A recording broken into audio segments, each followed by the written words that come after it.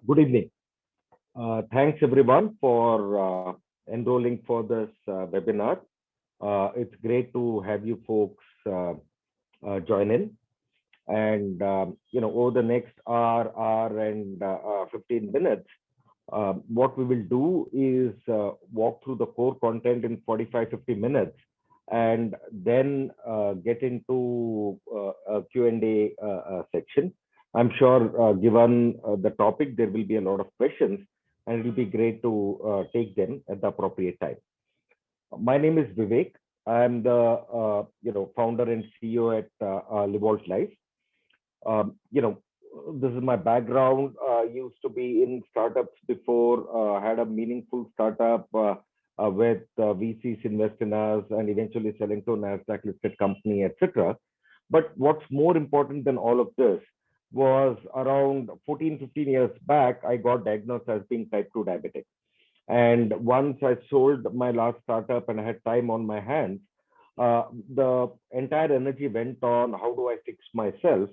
And it is in that process that Livolt Life was born. And, and we'll talk about what we do a little later. And obviously, from a fasting perspective, I have experimented with different kinds of fasting. The maximum I've done is a 7-day fast. And obviously, A, being a diabetic, it is possible, and B, fasting does play a significant accelerator role, if you will, in your path to becoming better. And we'll understand and figure out how that works. So, before we get into the deep down into fasting, let's first spend a quick few minutes on the science of diabetes reversal. All right. And then, it'll give us a natural segue into the topic of fasting. So if we were to think about lifestyle diseases, all right, and lifestyle diseases being any of, these which are essentially not caused by a pathogen. It could be a fatty liver, it could be hypertension, it could be PCOS, it could be obesity, cardiovascular risk, Alzheimer's, cancer, etc., and obviously diabetes, which is the focus of today's conversation. Now, all of us might believe that each of these is a separate disease. The symptoms are separate, the treatment protocols are separate, and based on the traditional medical view, we may all be right. But the secret lies in going to the detail. So if we were to peel this further, what we will realize is there are a bunch of manifestations within the body which are common to each of these. All right. For example, what we call visceral fat, which is not necessarily overall fat, but fat in and around your abdominal organs.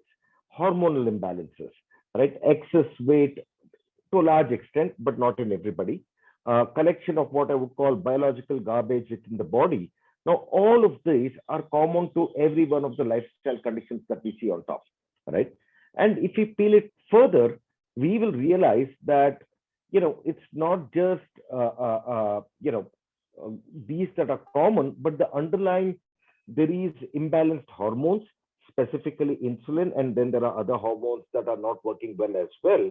There is an increased state of what's called inflammation, which is, very simplistically think about it as rusting within the, pipes of the body, which is your arteries get impacted, etc. And pretty much most of the lifestyle conditions starts with inflammation as being part of the pathway. Impaired immunity and other defense mechanisms. The body has various ways to deal with invaders, be it of the organic kind, viruses and bacteria, be it of the inorganic kind, toxins of various types. And there are, just like the country has an army, a navy, air force, etc., same way our body has multiple mechanisms. And typically, right, when in every one of these lifestyle conditions, the people are what I would say immunocompromised, where the levels of immunity are lower. Now, if you were to take a look at this, obviously, if we treat it at the circle that is outside, right, it is more the symptomatic manifestation, and which is why if you start on medication, it never ends, right? If you take a look at diabetes or hypertension or cholesterol imbalances, etc. So all it is managing the symptoms. It is not solving for the problem. And the reason is because the pathways that the medicines impact are more the symptomatic manifestations and not the underlying root cause. Now, if one were to truly cure or reverse this condition, what one will need to do is actually focus on the underlying root cause. And if you focus on the root cause is when you cure the condition or you reverse the condition, right? So that's what I'd like for you to take away right from the slide. And that being said, as we go through the next hour, 70 minutes, if you have any questions, there is a Q&A kind of an icon on your screen. Type that, send it there. There's a chat. You can send the questions there, and we'll pick all of these up as we go through towards the end of the session, right? So if this is what the problem is, then what is the solution, right? So the villain, like I said, is the three-eyed monster, which is imbalanced insulin, increased inflammation, and impaired immunity. And the symptomatic way to solve for this is what I call a sidekick approach. It's a mess. What do we mean by a mess? It is medicines for life. It is eating less, calorie counting, etc. It's a single vector approach. I'll stop sugar, I will exercise, etc. And it's potentially surgery, be it proactive, bariatric surgery, etc., or reactive based on any of the complications that might arise. Right. The hero, however, is anything that focuses and fixes the underlying root cause. Right. And the root cause, the solution is what we call fresh, which is food and fasting as medicine, rhythm alignment. At what point in time in a 24-hour day should we do what activities to optimize how our organs get used, right? And to match those activities to the time of peak productivity by our body, by our organs, right? Exercise and fitness, not in general, but specifically those routines that will drive up one's metabolism. Sleep, again, not just about rest and rejuvenation, but more about ensuring that the cellular maintenance happens well, a process called autophagy. And we'll talk about autophagy as we go forward as well. And a harmonious mind, which is stress free, because stress independently has a pathway that leads to hormonal imbalances that takes us down a path of lifestyle conditions. So if you were to really solve for the root cause, one will need to adopt the fresh solution. But that being said, doing nothing is not an option. At a minimum, ensure that you take a symptomatic approach, take the medicines because they will delay the complications while the complications will come. Whereas if you want to really solve for it, you need to adopt focus on the root cause and adopt a solution that is fresh. In this, what do you eat, which is the food and fasting, and when do you eat, is around 70% of the impact. Everything else, which is exercise and fitness, sleep, stress management, are all around 10-15%. So if there's one thing to fix, you want to focus on, the right nutrition, the right fasting regimen, and how do you combine the power of both of these, which is what do you eat and when do you eat, and by extension, when do you not eat, to drive improvement, because that is 70% of what it takes to improve one's condition, right? So, with that as a background, we'll start the drill down into one specific component, which is the fasting. So, decoding fasting, obviously, it's a zero cost tool and one quite effective one at that to beating diabetes.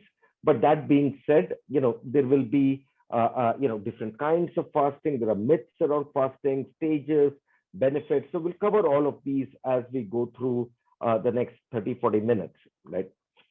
So, very simplistically, what is fasting? When we are not eating, we are fasting, right? And if you typically take a look at, we have dinner at night, and if that's the last thing that we eat, till we have our first morsel the next day morning, theoretically and practically we are fasting.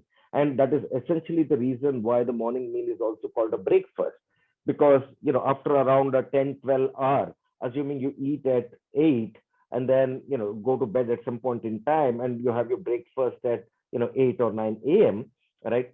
That whole period is when we are fasting in theory, right? So, obviously, if you want to look a little more, of a definition, it is about being selective about what do we eat and when do we eat, and more importantly, focusing on the gaps and providing the body to heal itself, which is a healthy practice. And if you go back in time, hundreds of years to, close to less than 100 years ago, right? Fasting is there in every culture, in every religion, right? And even evolutionarily, there were times when food was not available throughout the year. Like bears, we would, even the humankind would eat when food was available and then store it. And obviously, that would see them through periods of time when no food was available. However, in this day and age, we live in a day of abundance to a large extent, food availability all the time.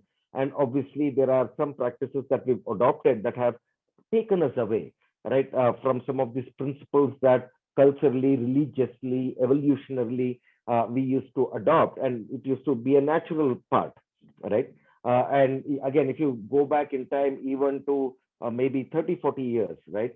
There would probably be maybe 2 or 3 big meals in a day, right? That's what our grandparents or our great grandparents used to do. It's only in the recent past, this whole thing of eating, then there's a mid-morning snack, then there's a lunch, and then there's another snack, and then there is maybe yet another snack and dinner, and maybe a glass of milk before we go to bed, etc. All these are fairly recent. All this is based on advice, wrongly, if I may, that we've been fed that you need to keep eating through the day, which unfortunately is not the right advice, and unfortunately something many of us practice, and the schools, our children, and that's what they're getting used to. Whereas you go back in time, that was not the case, right? One would get up, go have a fresh bout of hunting or farming, come back, have a meal, rest for a little, work again, have a dinner, spend some time with the family, and go to bed. And that used to be the typical practice, right? And in that case, there was a lot of fasting inbuilt into our routine, whereas now it seems like we're continuously eating, right? And if we're continuously eating, that means we are not fasting as much as we should each day, right? Starvation is a little different. Starvation is the absence or deficiency of nutrition, and it does lead to undernourishment. It does take you on a path to many diseases, and these are two separate, distinct, unrelated concepts. But it is very common for people to say, if you say you're fasting, hey, are you going to starve yourself, right? To kind of take it in the same breath, but it means two separate things, right? So, obviously, in terms of the types of fasting, there are what I would categorize short term or intermittent fasting, and then there's long term or extended fasting, right? So, short term or intermittent fasting is, quite, talked about these days. There's a lot of buzz around it. There's a lot of people that seem to practice it. It's called IF. And we'll talk a little about it. In principle, all of these are same, but there are some formulae that seem to have come up. One is what's called 16-8, which is essentially, can we eat the first meal to the last meal in an 8-hour window, so that for 16 hours we don't eat anything. And I mean, it may seem complex. It's not. It's, for example, if you eat at your first meal of the day at 11, and you close out your last meal of the day at 7, right? That is an 8-hour window, and the rest of the time you're fasting. That would be a 16-8, and obviously this is what it is in spirit. It could be 14-10 as well, where it could be a 9 to 7, right? You don't eat anything before 9, and you don't eat anything after 7, and and allow your body to, in theory, fast. And technically, it's not true, because the last meal, let's say you had at 7, it's continuing to digest for around, depending on what you eat, 2, 3, 4 hours. So that's not considered fasting. But that being said, this is the way to frame it and apply it. There's other protocols, what are called 5 days you eat and 2 days you do a full fast. There are 24-hour fasting where, people, let's say I eat all my meals today, but from dinner till of today, the next meal I eat is dinner tomorrow, right? And the following day, again, I eat all meals. but from dinner of that day till the dinner of the next day, I don't eat. You eat every day, except that on alternate days, you eat one meal. And that one meal happens to be after 24 hours after from your previous meal. All right. So, this is something that people do. There are what's called 36-hour fast, which is, or alternate day fasting, as it's called, which is where you have dinner, let's say today, you don't eat all of tomorrow, and the next meal you have is breakfast, right? The following day, and that would make it 36 hours. And if you have lunch, that would be around 42 hours, right? So that's another protocol that exists. Then there are, variants of these that one could do, and you build in a rhythm of alternate day doing this, some of the other things, and I've done this for weeks on stretch, which is one meal a day, right? Which is you have, let's say breakfast or dinner, and then you have dinner the next day, and you have dinner the next day, etc., etc. So one meal a day is another protocol. In a way, it's a 24-hour fast, except it's every day 24 hours, right? Whereas the other thing is you eat through a day, and alternate days being 24 hours where you don't eat. When you cross the 48-hour threshold, give or take, is when you get into a realm of what's called extended fasting. And obviously, the way the body responds and works there is a little different. And just so that you know, in any of these, if you cross 48, you may as well do 5, 6, 7, 8 days.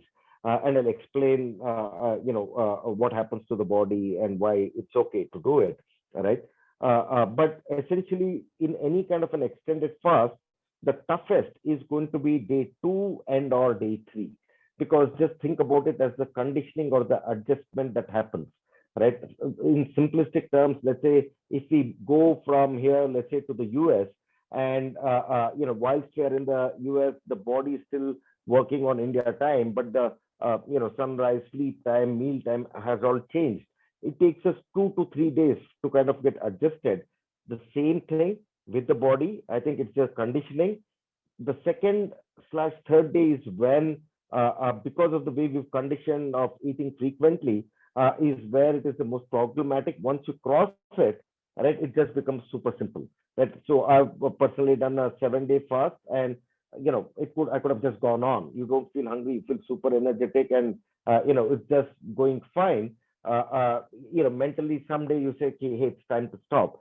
How long can you fast? I'll kind of cover that in a little while, right? But these are the basic types of fasting. One is what I say, short term or intermittent fasting. The other is long term or extended fasting, right?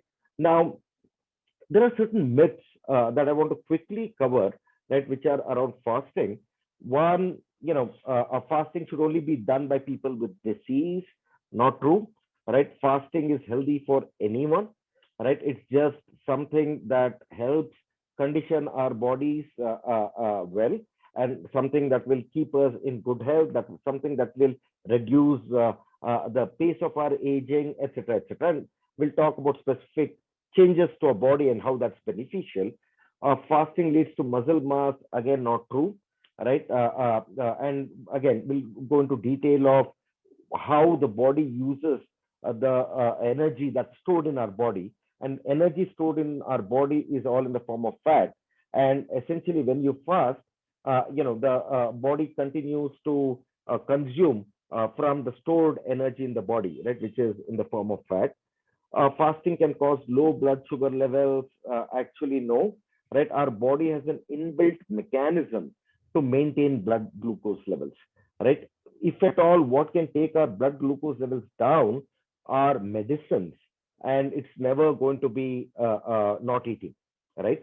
So when we are type 2 diabetic, when we are on medication, when we inject insulin, please note that the entire instruction of keep eating is not because your body's glucose levels will go low. It's because you are, your medication may push it low, right? So if there's no medication, there's no way that your blood sugar levels are going to drop at all, right?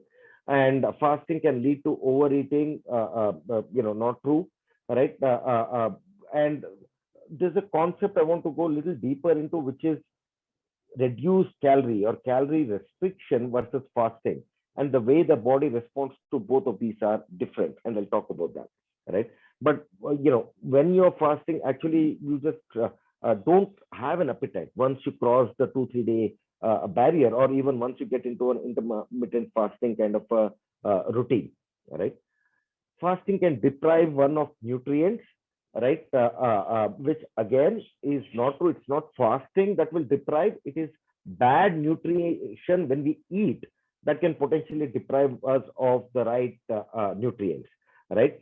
Because obviously our body stores various nutrients and uses those various nutrients, right? For example, bone is the biggest store of a lot of minerals that's there, right? So when we eat, it gets stored, and when we don't eat, it gets consumed. Same with energy. When we eat, what we eat forms part of the energy, part of it gets stored for later, which is in the form of fat. When we don't eat, we consume from the fat, and that powers us, right? Because otherwise we should be dying of starvation in theory, every night, if it didn't have the ability to produce that energy. So uh, I'll be taking a couple of detours just to tell the story well. One detour is an introduction to insulin, right? And because when we fast, specifically with diabetes as the context, the whole goal, one key purpose is on managing the behavior of insulin. But before we even get there, let's quickly understand insulin, and then we'll talk about why fasting helps and how it helps with managing the behavior of our insulin. Right. So insulin is a master hormone, critical hormone produced by the beta cell in our pancreas, plays a critical role in our metabolism.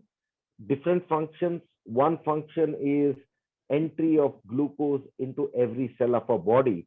And think of every cell in our body as an engine. Right? Think of it as it producing energy. So my moving my hands, my thinking, all of that is consuming energy, and that's being produced by every cell. The other thing is it facilitates energy management.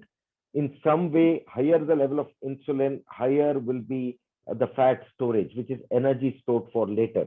Lower the level of insulin, lower will be the level of fat storage. Very simplistic way to think about it, right? Prevention of conversion of fats to glucose. Obviously, when the insulin levels are high, the fat does not get converted back into glucose, right? And it helps in hormonal control of multiple other hormones. Now, that's the role. We will focus on, in this case, while the helps glucose entry into cells is super important from a diabetes perspective, facilitating fat storage is another important role, and we'll kind of focus on these two functions of insulin. What triggers insulin? Broadly, anytime we eat, the body releases insulin, right? So it is directly proportionate to the number amount of carbohydrates that we eat, because it is the carbohydrates that get translated to glucose in the body, and it's for glucose metabolism. Depending on the amount of glucose, corresponding amount of insulin gets produced. Protein again leads to an increase in insulin, but it's not a direct correlation.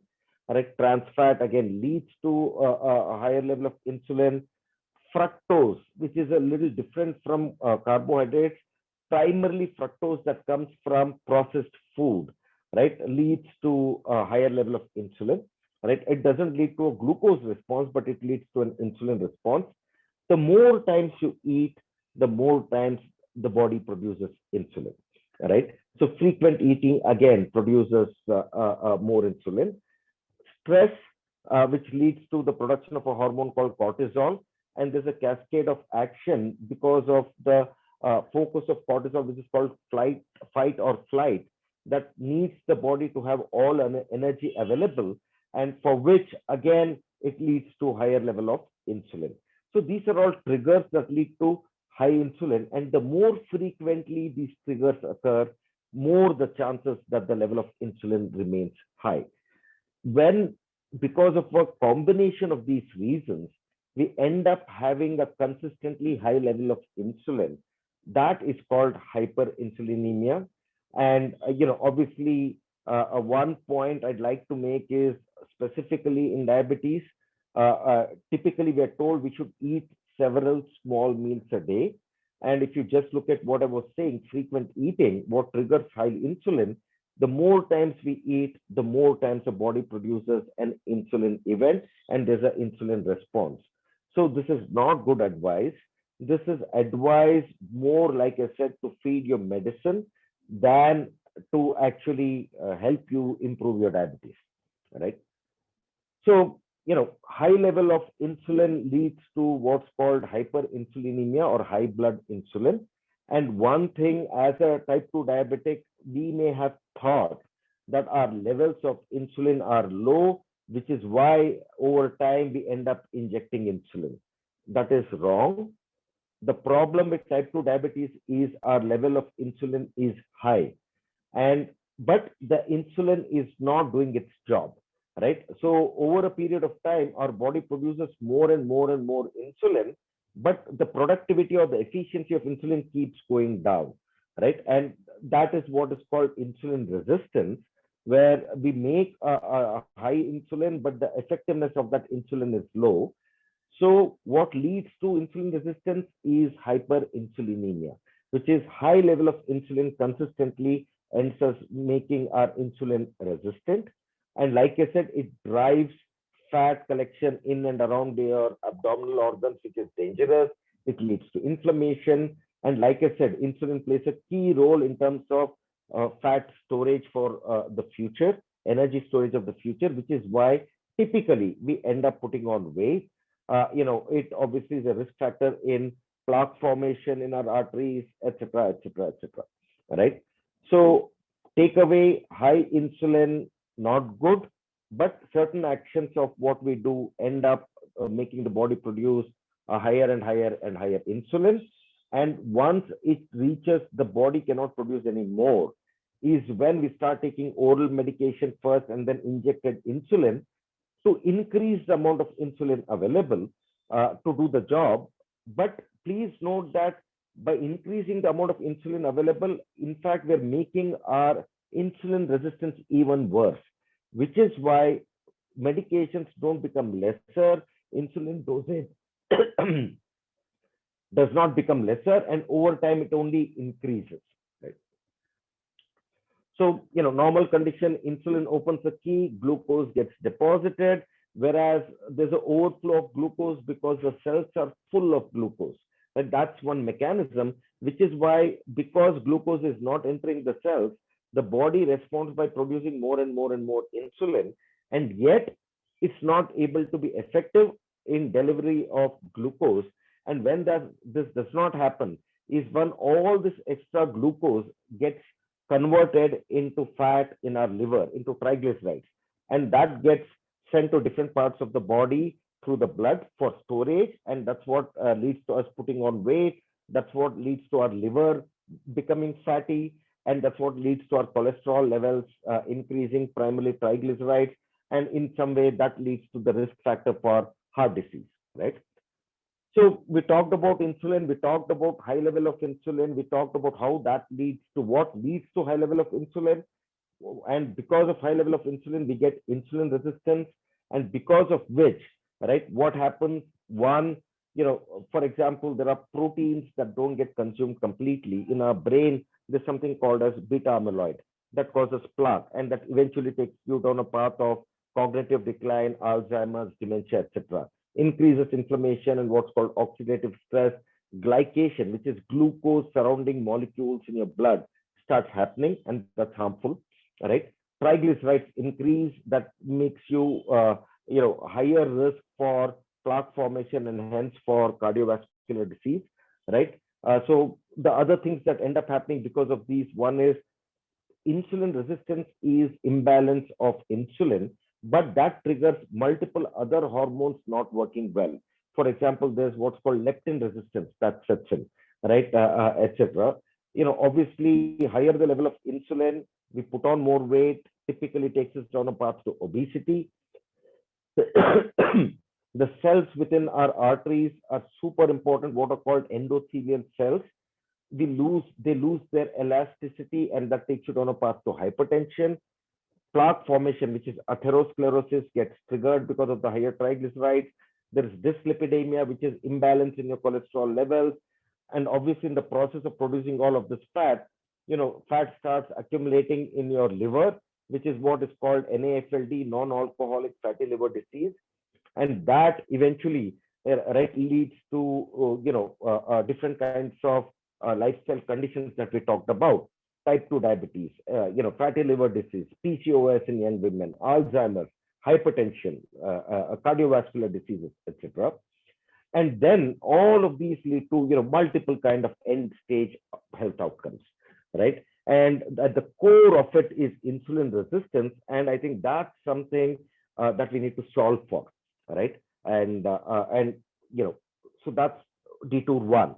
Now quickly going on to detour two, which is again the myth that we've been fed, which is this is our typical belief of how the body works, right? Hey, we eat, we get calories, we get through our day, exercise, go think, etc., all of which consumes calories. As long as calorie in equal to calorie out, weight is maintained. If the calorie in is smaller and the calorie out is higher, basically we lose weight. If the calorie in is higher and the calorie out is lower, then we gain weight, right? So this is a simplistic mathematical explanation that all of us might believe has to be, right, right?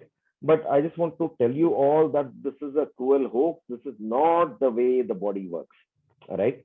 And here we're making an assumption of what's called a basal metabolic rate, right? Which is, we believe if we reduce what we eat, our body will still consume the same amount of calories, which is not true, right?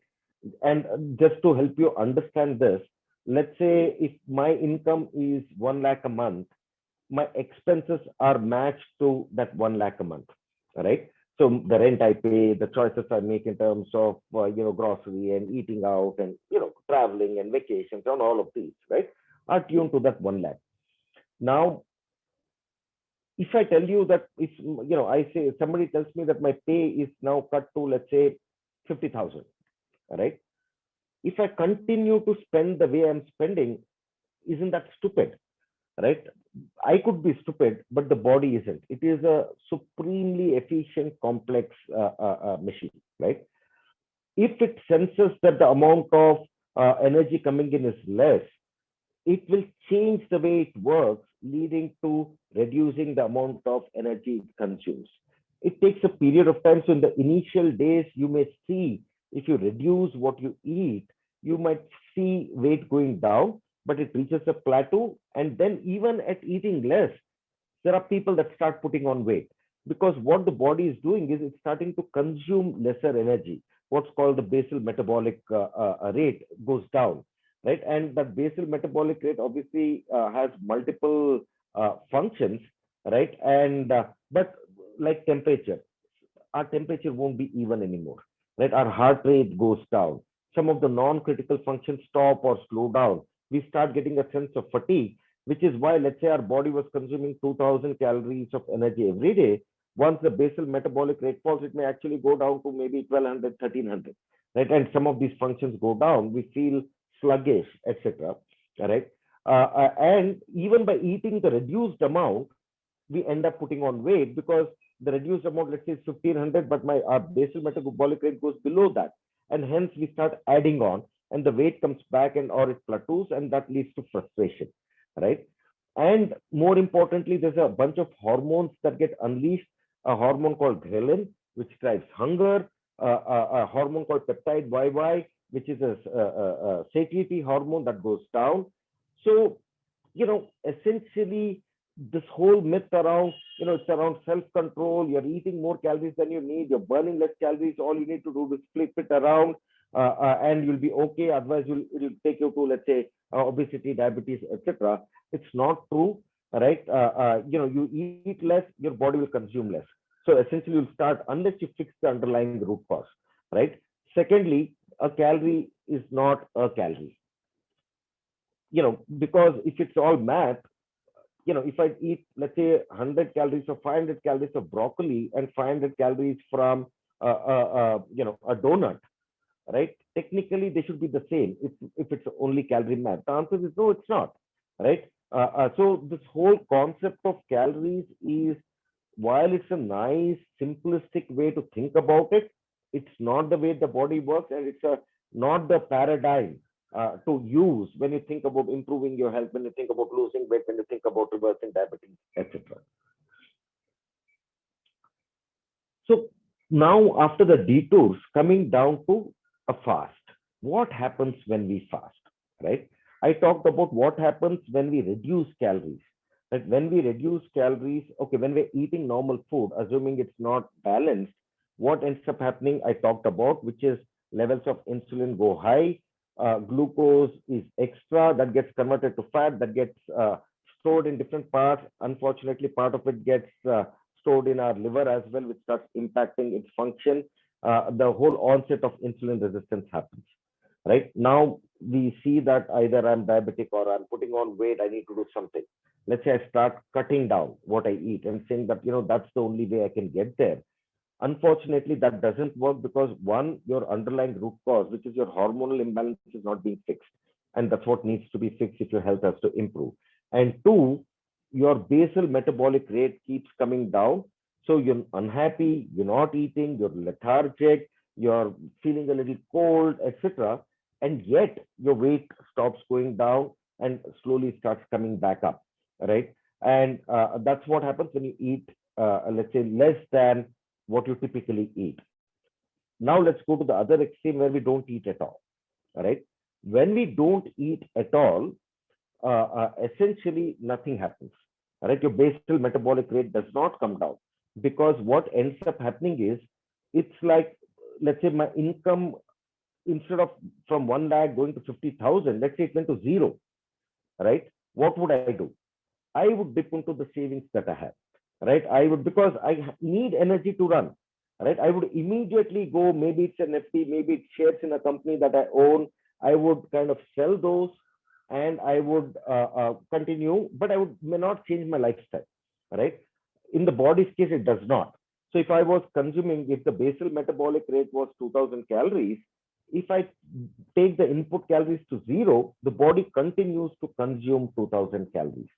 Whereas when I take down my input calories, let's say to 1000, the body reduces the amount of calories that it uses to run itself day to day. Now that's the big difference, right? And essentially, if talking about energy, both the sources and usage and storage of energy on the slide, essentially the body gets energy primarily from two sources, which it's designed for. And obviously, then there is the last resort. What does it do? Right? Primarily from glucose and forms of glucose, and fatty acids and components of fatty acids. Right? If both of these are not available, is when it starts breaking down muscle and using protein. But that is not going to happen unless we are like Tom Hanks on an island, with nothing to eat. Right? When first our glucose, which is in the cells, gets over. Next is glucose that's in our blood gets consumed. Next is there's something called as glycogen that gets stored in our liver and in our muscle, that gets consumed. After that is over is when the fatty acid starts being used for energy production. And the way to think about this is, fat is the highest energy dense molecule, right? 1 gram of fat kind of gives you 9 calories, right? In a day, like I said, let's, for simplicity of math, assume that 180, 1800 calories is what we need. That would mean that roughly 200 grams of fat gets consumed, right? Now, if I have 10 kgs of fat in my body, right? In theory, each kg gives you 5 days. So 10 kgs gives you 50 days. So if you have 10 kgs of fat, 50 days you can peacefully not eat, and there's enough fuel in the body to power it.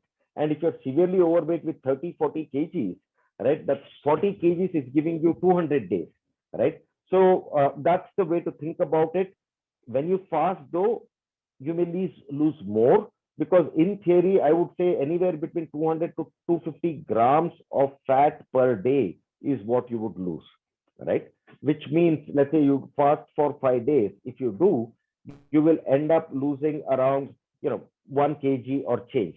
In reality, you may see a 2 kg drop, right? But the other kgs actually reduce water retention, right? And that's more likely to come back, but it is the fat that won't come back, right? Unless you go back to bad ways, right? So there's a hierarchy: glucose first, glycogen next, fatty acid next, right? In between, there's a small phase of what's called gluconeogenesis, and that's important, which is usage of protein while it shifts from glucose to fat. But that protein is not our muscle. It is mostly taken from weak cells, dead cells that were not getting recycled. And that's where the proteins are taken. And when we eat again, newer cells get formed, which is actually a much better. And in some way, that's the process of what's called autophagy, right? Now, most body cells can use both glucose and fat for energy. There's a part of the brain that relies only, and I mean, there are two, three components that use only glucose. But please note that doesn't mean we should eat glucose. Our body can produce its own glucose for the parts that need, because the fatty acids are all saved or stored in our body or as what are called triglycerides, which is one molecule of glycerol with three fatty acid chains. The fatty acids are consumed as energy or converted to what's called ketones and used for the brain, but the glycerol gets converted back to glucose. So we don't need to eat carbohydrates at all. In theory, the body can produce the glucose that it needs, right? But yes, there is a part of the body that can only run on glucose, right? Secondly, a couple of other points. At any point in time, the body will either run on glucose or on fat. It doesn't do both simultaneously, right? One thing to remember. Second thing to remember, the body either is in an energy storage mode or energy usage mode. Rarely is it both, right? From a metabolism perspective. So storage of energy, like we said, is glucose, which is in the cell, which is in the blood, and then eventually glycogen in the liver and in your muscle. And it's fat, which are stored as triglycerides in fat cells or adipocytes, right? And some of the overflow could be in muscle, it could be in your organs, not good at all. Fat in the muscle or fat in the organs is not a healthy sign. But that's where a fatty liver, fat deposition in your pancreas, etc., end up happening, right? So when we fast, glycogen in liver is converted to glucose. When glycogen is depleted, body turns to fats for energy. The fats are broken down into fatty acids and glycerol. I talked about this.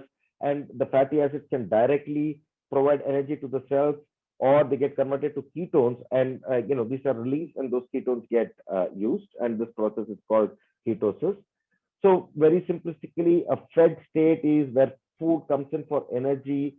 When food comes in, insulin increases, the glucose gets used by the cells, stored as glycogen, converted to fat, as triglycerides, etc. In a fasted state, right, which is, let's say, when we go to bed, and all digestion is done, storing is done, and we're in the fed state, there's no energy coming from food. So that leads to reduce in the level of insulin, and then first the existing glucose gets consumed, then glycogen gets consumed, then triglycerides get consumed, etc. And that's how we take energy, store it, use energy. But if there's an imbalance, we're continuously in a storage mode, and that's where the problem is, and we need to break out of that vicious cycle. And one such tool is fasting. So stages of fasting, again, it is a little technical. I'll just leave it and give a summary and not go in detail. In the Q&A, if people want to go deeper, happy to do that. So there are 5 stages. What happens in the first 4 hours after you eat, 4 to 16 hours after you eat, 16 to 30 hours, and then a couple of days to 1 week, etc., etc. Right? So there's a feeding stage. Primarily, glucose is from food. There's a post-absorptive stage where it's not from the food, but it's from the glucose, glycogen. And like I said, if the glycogen gets over, and it typically takes for the stored glycogen anywhere between 24 to 36 hours for the glycogen to be completely consumed, right? Once that is there is when there's a brief period of what's called gluconeogenesis, and this is where autophagy kicks in. It is proteins, but not proteins from your muscle, proteins from your weak cells, what are called senescent cells, etc., that gets kind of brought, and the protein gets converted back into glucose, right? And then it shifts into glucose and ketones, which are coming from fat, right? Which is like I said, the triglyceride being split into the glycerol, which becomes glucose, and the fatty acids, and which become ketones, right? And then it shifts to ketones and glucose. So this is the way it works, and actually, beyond a point, it actually gets into what's called protein conservation stage. So it doesn't touch protein at all right? It's primal, and hunger disappears because, let's imagine the same example we had. We just stopped eating, right? Forget the conditioning part. But once you cross the 2-3 day threshold, right, the body is completely getting its 2000 calories by burning fat. It doesn't care whether it's coming from food that you've eaten or food that's within. It's just shifted and continues to work that way, and that way your appetite goes, and you're in a very high energy. And again, your brain is super clear because glucose extra of it causes what's called brain fog, and that won't be there, right? Your brain is working in a razor sharp way when you reach that stage. So benefits of fasting, one is obviously in terms of autophagy, which is very important from a cellular health maintenance, from a susceptibility to disease, from a deceleration of aging, right?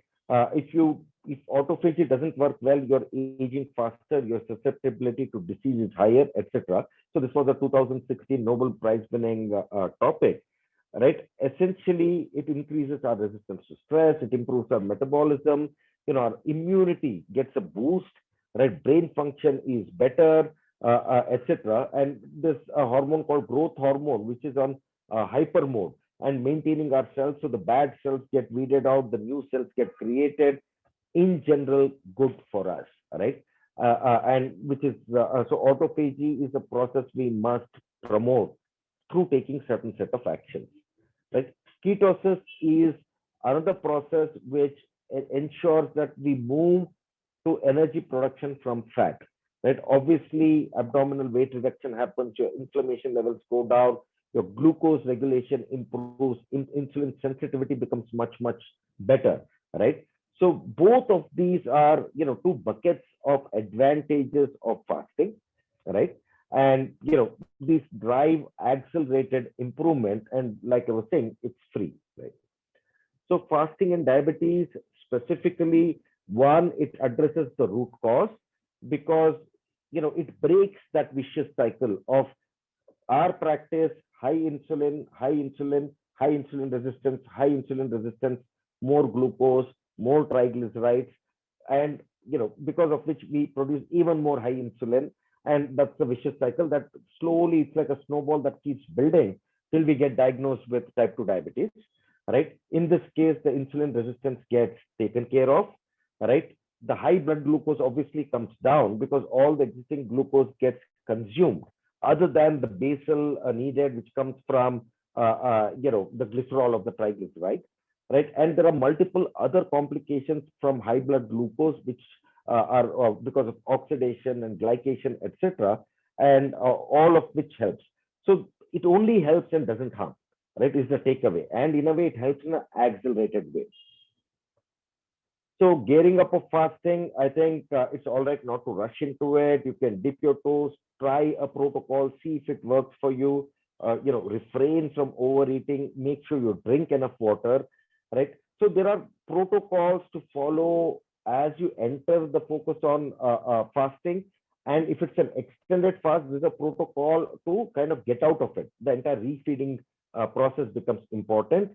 Obviously, the way you deal with medication has to be different when you're fasting, right? And okay, A, I don't have diabetes now, and B, when I was fasting, when I was diabetic, there was no need to take medication, right?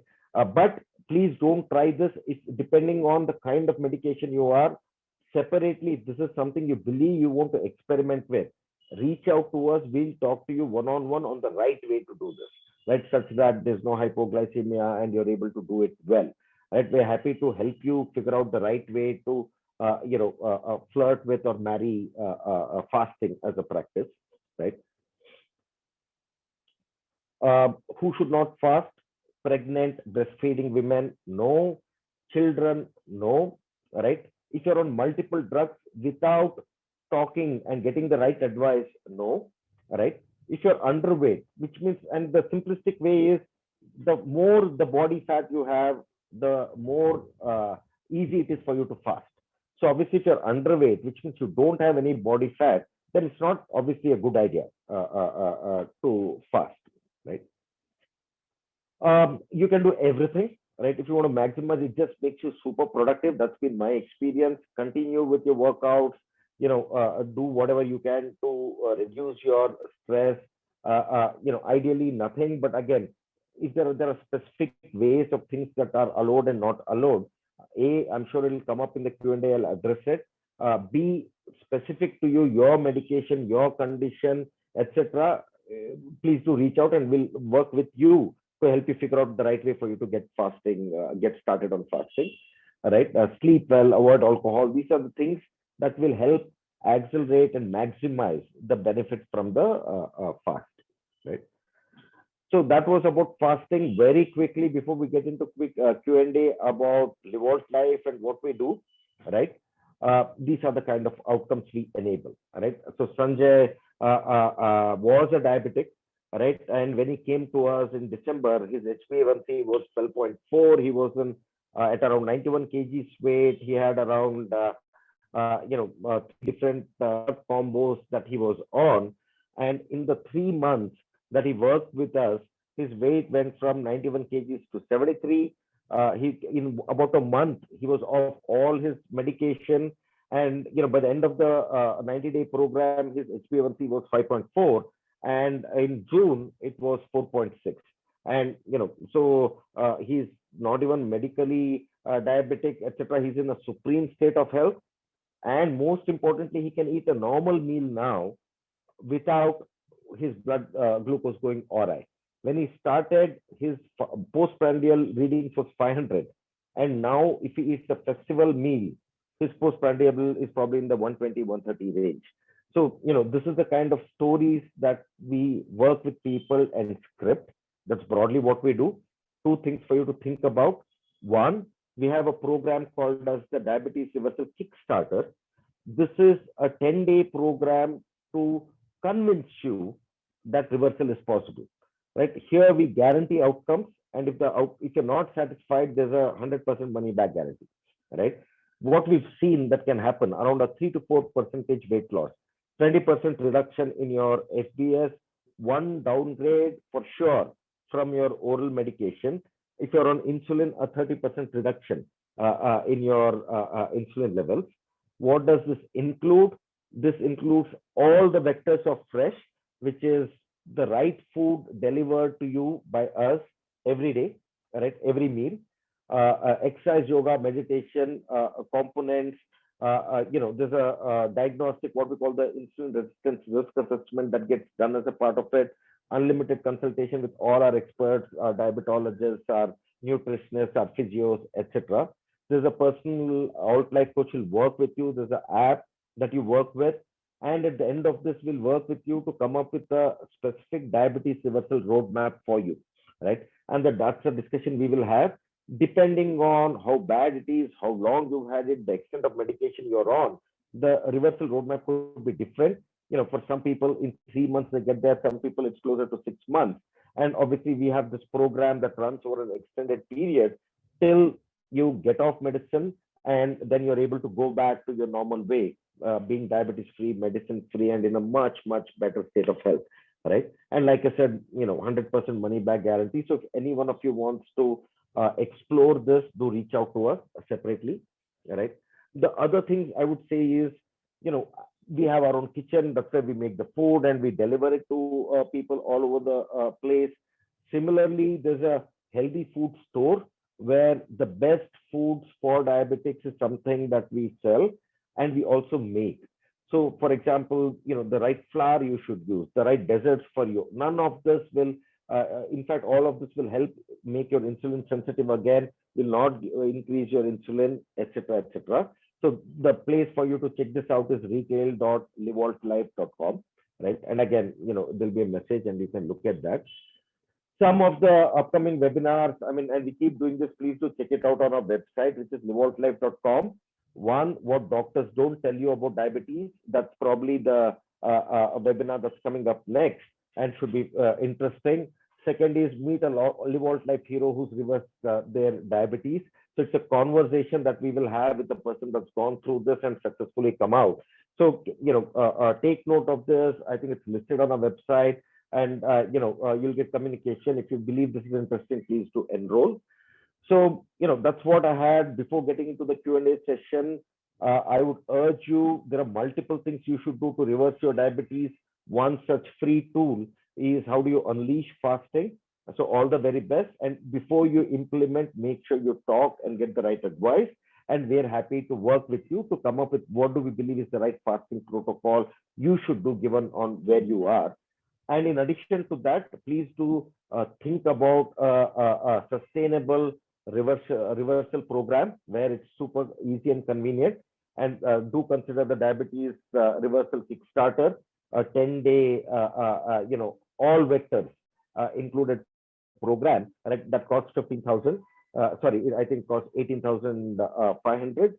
And then there is the entire e-commerce store where we have various products that you can look at which are focused on improving your diabetes. But in theory, you don't need either of these if you do a good job with fasting. So with that, I'd like to thank you all for taking the time. I hope there's a few things you've learned that are good takeaways, something for you to think about, something for you to implement, irrespective. Make sure diabetes or any kind of a lifestyle condition, do the right things. It's all reversible. You need help, reach out. We're happy to work with you and help you figure out what your reversal roadmap should be, how we can help, how fasting can play a role, etc. So thank you. And with that, I'll head into the Q&A section, right? And I think there are a few on the Q&A chat, and there's a few on the chat as well. So what should be the ideal HbA1c when medication can be stopped, right? Is a question that comes in. My answer is more than HbA1c. If your blood glucose levels fasting are consistently below 130, and if your postprandial is consistently below 160, you don't need medication. Obviously, that does translate to an HbA1c, but please note that HbA1c will need around 12 weeks, around 90 days for the number to come down. Whereas every day, if you measure in a CGM or in your glucometer, and you see that your fasting is in the sub 120, 130 range, and obviously if you're eating right, your postprandial will be again in the 130, 140 range, right, or 150. If it is there, you don't need medication, right? So in terms of an HbA1c, I would say you need to be below 5.7. But I would say HbA1c is a lagging indicator. Don't use that to decide on medication. Look at consistency of, because like I said, in our program, we can't wait for HbA1c. Everybody on oral medication goes down to zero medication in 2 to 3 weeks. Right? By the end of the third week in our program, they are not taking medicines anymore, and their fasting glucose levels and postprandial are super heavy. I hope that answered the question. For someone who's never done fasting, what is the recommended fasting program? How does one get started with it? I would say that first, right, and before being too ambitious, and it takes a couple of shots at it, because it's less about the body and it's more about the mind, right? I think the body is more conditioning, but the mind is what's being conditioned, right? So it's more how we work with our minds. But my answer is start off with, I would say, a 10-hour eating window any day, right? Which is choose, I would say, let's say 9 to 7 or 10 to 8, right? Make sure, another advice, make sure you eat your dinner 3 to 4 hours before going to bed. Helps a lot with autophagy. When you go to bed, your digestion should be complete. And for that to happen, you should eat 3 to 4 hours before you go to bed. So that's which is why it would probably be, even assuming you go to bed at 11 or 12, 7, around 7 is a good time to get dinner done. So 9 to 7 is something to start with. Over a period of time, that 9 you can push it to 10 or 11 and do 11 to 7. If you are able to easily do that with 2 or 3 meals, because sometimes I had a challenge between 11 to 7, I cannot have 3 full meals, because if I have a full meal, I'm not hungry to ensure I eat dinner. But these are some things to try. But I would say start with that. And if you once you're comfortable with that, then move one day into a 24 hour, right? Which is have dinner and push through till dinner the other day. And if you're able to consistently do that, then you can try some of the other protocols, right? During intermittent fasting in eating window, when should one eat? Is it 2 times like lunch and dinner, or it doesn't matter? It matters. What matters is the number of times you eat in the eating window as well.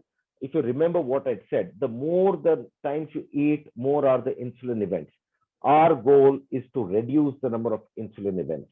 So to that extent, basically in the eating window, I would say in the beginning, if you've never done this, do it three full meals, all right? But once you get used to it, switch to 2 meals and maybe a smaller, nuts and a fruit in between kind of a protocol, right? To eventually moving to just 2 meals, right? The number of times also matters within the eating window. The fewer, the better. I hope that answers your question. Can intermittent fasting work even if done for 12 hours? Absolutely, right? But the only thing I would say is 12 hours is a kind of a given for most people. If it is, if the eating window is more than 12 hours, and okay, one thing when we are on this question, let me tell you that eating window includes a glass of milk, includes something just before going to bed. So please, when I say after dinner, nothing, it is nothing. You can have water, you can have green tea, you can have black coffee, no milk, no sugar. But essentially, anything you eat is actually eating, right? Fruit is eating, a handful of nuts is eating, a glass of milk, a coffee with milk and sugar, all are eating, right? So you need to be strict about it, because each one has a corresponding insulin event, which is what you're trying to avoid. So when we say you get done by 7, other than for water, potentially green tea, potentially black coffee, black tea without milk or sugar, are the only things you can consume after dinner is done and till breakfast the next day.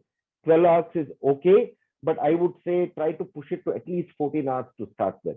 Right? Details of the program, uh, somebody from the team will reach out. I mean, you can check it out on our website, or reach out to us, and we're happy to, somebody from the team will get in touch with you in terms of the program itself and what we could do, right? So let me see if there's any other. I've tried fasting on and off over the last year. I've definitely noticed an improvement. Super, ma'am. I think,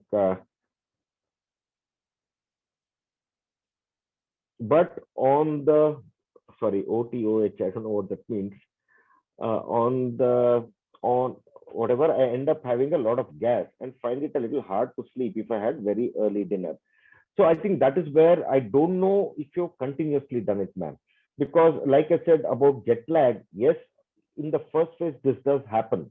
You just need to ensure you cross the threshold. For example, I'm the classic case of two things. One is I thought my days would be miserable if I didn't eat breakfast. I'm 46, 47 now. For the first 45 years, that was my belief, right? Breakfast is a meal without which I would be cranky, etc., etc., etc. Right now, I've done a 7-day fast. Probably on 0 days, I have breakfast, and I'm perfectly okay. A, B, I used to have a lot of acid reflux and other such problems. But in our program, we also do what's called as a gut fix. But the reality is, in the last 2-3 years since I've started the company and experimented on myself, zero gas, zero acidity, right? So once you transition and get your body to function, there will be certain, because you're changing what it is that you eat, how is it that your body works, there will be a hump that you need to cross. But once you cross, there won't be any such problems. Has been my experience and experience with all our other clients that have done that. Will it be possible to share complete notes afterwards? I, I guess so. I don't know. I think we put up the video of our webinar. How do we avoid lethargy, especially when is diabetic? 2 points. You don't get lethargic. You become very energetic, right? Especially when one is diabetic, because your body starts working better when you're fasting. It's only the day 2, day 3 that you power through. And once you do that, you actually get more energy and are clearer. So there's no question of avoiding lethargy because you won't feel lethargic. Is reversal of diabetes possible in all type 2 cases? Absolutely. Because in type 2 diabetes, there is no, what should I say? It is not a manufacturing defect. It is not that some part is not working well. But I will caveat that, because type 2 diabetes, your body is producing more insulin and not less. What we have to do is make your insulin work well, is all we need to do, which is doable. But the caveat is there are damages that happen when your sugar levels are high. Let's say it may impact your kidney function, it may impact your cells in the eye, etc. Those damage you can't undo. But the manifestation as type 2 diabetic and getting to be non-diabetic, absolutely possible in all kinds of type 2 cases. Okay, whether the program is available only in Bangalore or everywhere. Currently only in Bangalore, but that being said, if there are people here that are not in Bangalore, we also have a version of this program called the light version. That's something that you can explore and see if that is something that will work for you. What kind of fruits can be eaten and what's the best time to eat? Uh, Two things. In diabetes, the problem, one of the tricky things glucose. Anything with a high level of glucose on it should not be eaten. It's not just fruits, right? Any rice, wheat, ragi, millet, every your lentils, all of them have significant amount of carbohydrate, and all of that will make our insulin levels go high. So a fruit independently, no, it has to be part of a meal, because like I said, the number of times we eat is an insulin event. We want to reduce it. So please add a fruit along with the meal, before, after, it's okay. Point one. Point two, avoid fruits which are high in terms of glucose slash fructose. The few things I would say is, a mango, a chiku, a jackfruit, any dry fruit, right? Please avoid. What you can eat are, your citrus family, easy, which is guava, kiwi, any orange, mosambi, and any one of those, right? B, berry family is good, to eat, etc. Other fruits also you can eat, be it your watermelon, your melon family, right? Musk melon, and so on and so forth. But one thing to keep in mind, A, eat it along with a meal, and B, for every 3 to 4 helpings of vegetable, you can eat a whole fruit. And one note, fruit as in the whole fruit, please, not as in fresh juice, right? Smoothie, okay. Whole fruit, okay. Juice out of a fruit, not okay.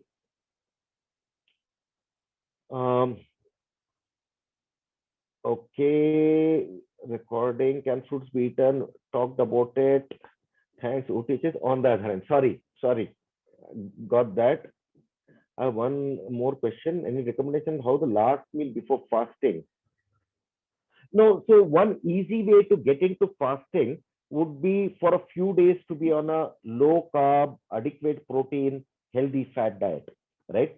If you do that, it just makes the fasting process easier, right? To get into. And that's a good question. I joined late. What? Sure, thank you. Okay, coming back to the Q&A part. Is it okay to eat sweets in eating window? Can we eat anything? If you're diabetic and if you're on this webinar, I'm assuming you are, the answer is no. Like I said, anything that triggers high level of insulin is something that you should avoid. Sweets and the sucrose, which is the sugar, which has one molecule of fructose and one molecule of glucose, and a lot of it in a sweet is something you'd avoid.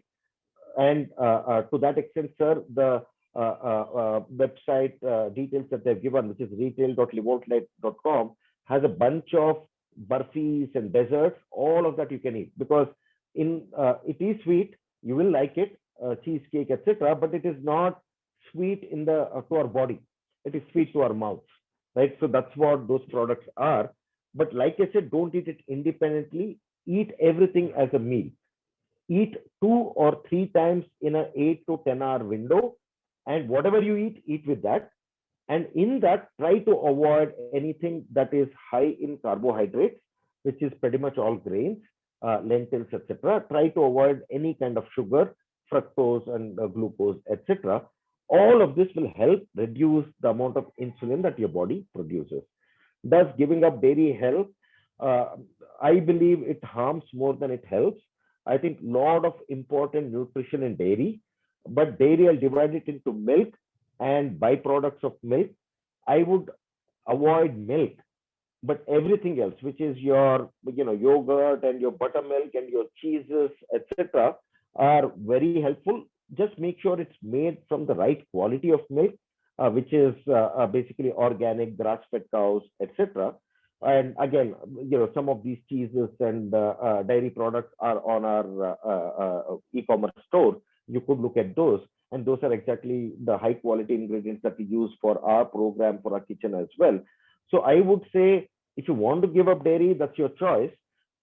I would recommend, avoid milk, but have every other form of dairy, because there are certain nutrients that is there in dairy, especially if you're a vegetarian, which is very difficult for you to get otherwise. So, please do consume your dairy, the cheeses, the paneers, the butter, ghee, the buttermilk, the yogurt.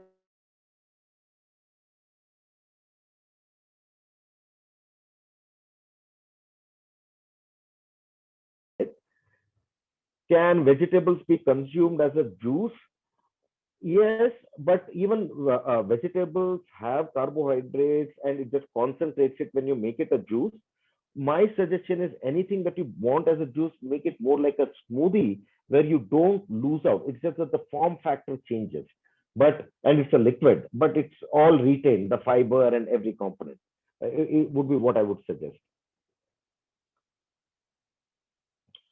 Yeah, you could also eat sweets if you're not diabetic, but the body is going through the same thing, but eat it along with a meal, right? Okay. There are some more questions in the chat window. Let me just take a look. A joint late and we think, okay. Drinking tea 2 to 3 times without sugar is fine. Without sugar and milk, absolutely fine.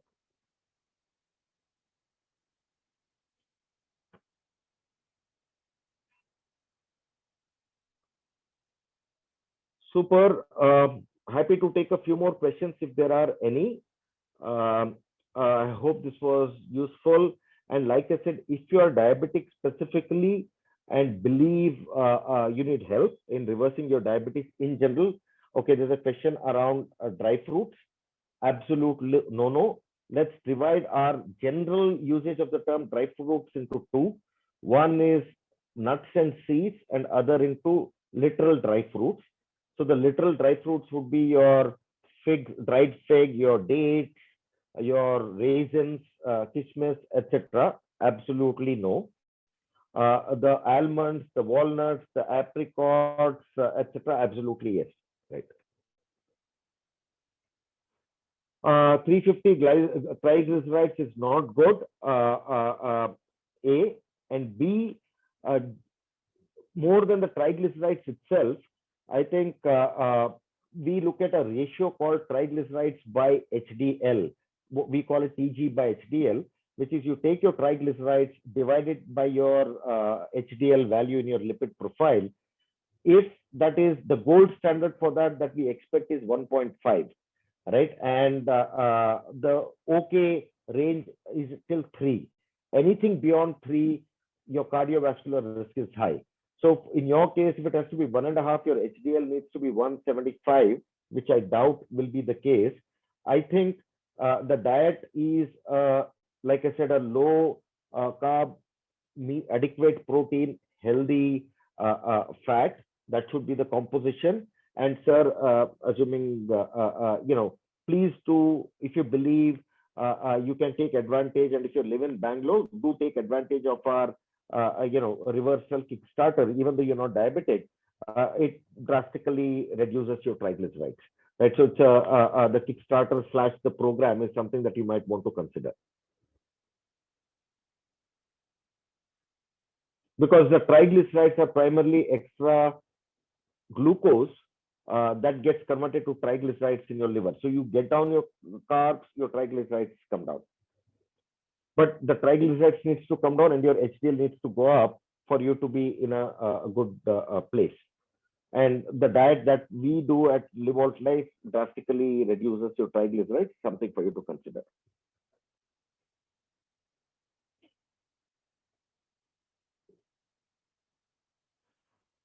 There's a question on workout. Broadly, like I said, what you eat and when you eat is around 70%. Workout is 10-50%. Your sleep is 10-15%, and your stress management is 10-15%. But if there's one thing that you can do, I would suggest please change your nutrition, which is your diet, right? That's the one that will move the needle the most. But if you want to do it in a fast enough pace, then you should do everything, which is changing the food and the diet, getting the exercise in, getting the meditation in, sleeping well. If you do all of it, it'll just get you'll solve the problem faster. But you can try everything else, but if you don't change your diet, it's not going to solve the problem.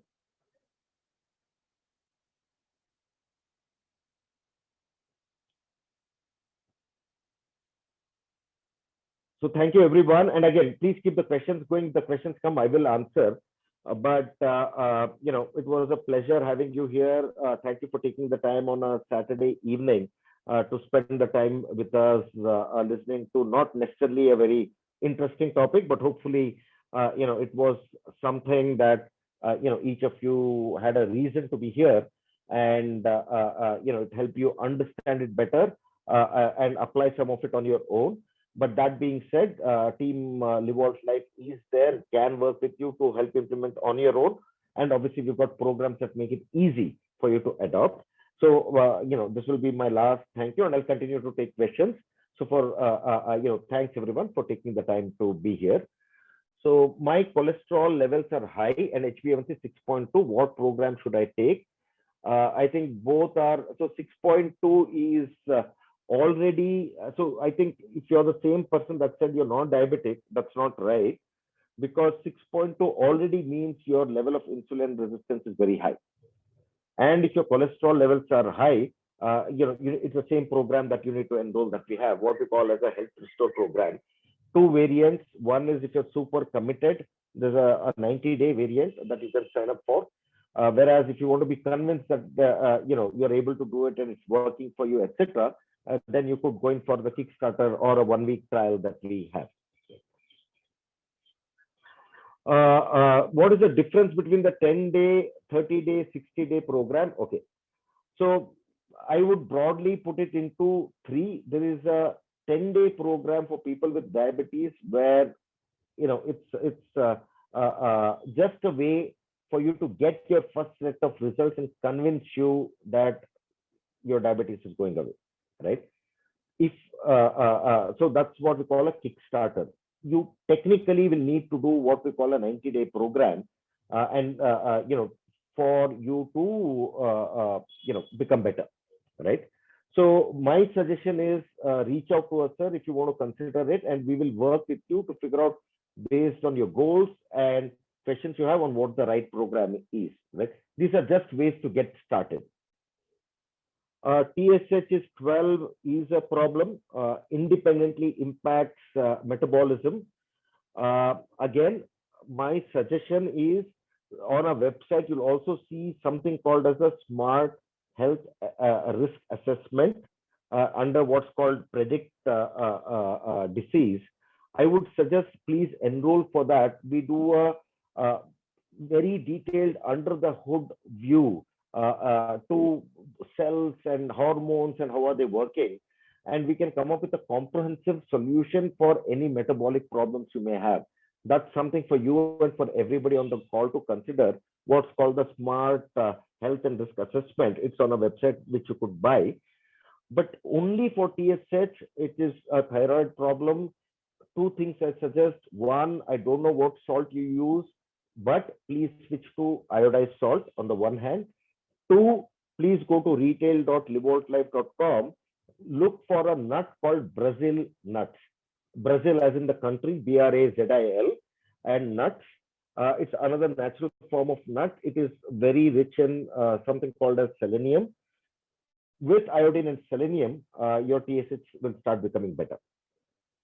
So one is iodized salt if you're not using it. Second is taking one Brazil nut every day.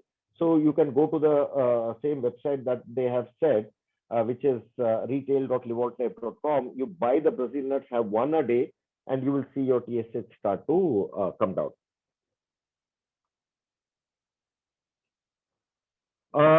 You know, you missed the start of the program. We practice separately in the sense we do have diabetologists and doctors in our team. Please do reach out to us and we'll figure out your specific context and how it is that we can help you. Yeah. So, somebody asking me about high cholesterol and the HbA1c. I think my team will reach out to you and help you find the right program.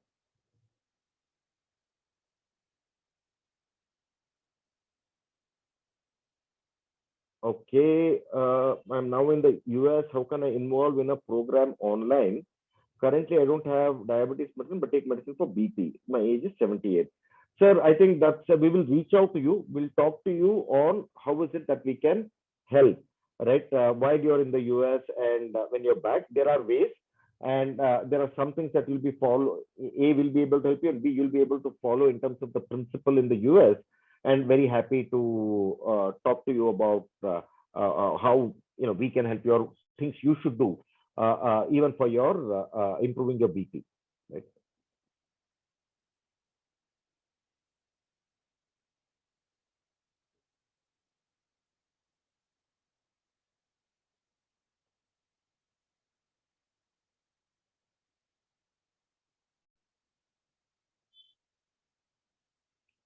Taking rest, sorry, taking rest after sitting job. It is okay to consume selenium supplements, but my only perspective is subtle, right? Where you can get it naturally, I try to avoid anything that's processed. Is my only thing. But yes, selenium supplements will absolutely should also help. Personal preference and advice I'd like to give is, natural food greater than supplement, much greater than medicine, etc. Right? Are pulses okay? Obviously, the context defines the answer. If you're diabetic and want to improve, the answer is no. Pulses are not okay.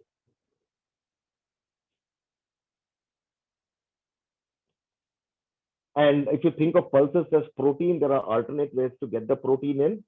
But pulses on their own are around 60-70%. So in 100 grams of any kind of dal or lentil, 70 grams is going to be carbohydrate, which means insulin. And obviously, the answer hence is a no.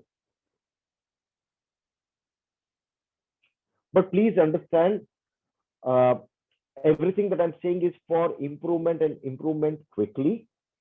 Once you improve, all of these come back on the table, right? You'll need to just balance out every one of these such that you don't, the pendulum which has swung towards a state of bad health, we swing it back towards a state of good health. So that needs a little drastic solution like we provide, right, which is different. But once you get there, you can go back to a balance of all choices, right? Grains are back, pulses are back, but in the right balance. And that way you'll continue to remain there and your pendulum will not swing back towards the state of bad health. There are multiple protein sources, man. Nuts and seeds are a very rich source, right? Any kind of seeds, be it your pumpkin seeds or sunflower seeds and so on and so forth. That's one. And there are easy ways, be it a smoothie, be it a salad, for you to kind of break it up, put it in. Secondly, any nut and seed is high on protein. There's something called as edamame, right, which is a fresh vegetable that is high in protein. So there are, and again, one way to think about it is, and for this, you don't even need to buy. You can go to that website where it says retail.livoltlife.com. You can figure out by high protein, high selenium, high magnesium. So, everything that one eats, there are in the navigation, you're able to put a goal, high iron or low sodium, etc. So, ma'am, what are the protein sources available for vegetarian? I would suggest just go to the retail.livoltlife.com. There should be something which is a high protein, and you'll see the list of things that you can consume for high protein, and obviously, for vegetarian. But like I said, I think nuts and seeds are a great source. Your dairy is a great source, right? Your edamame is a great source. Eggs, if you eat eggs, again, yeah.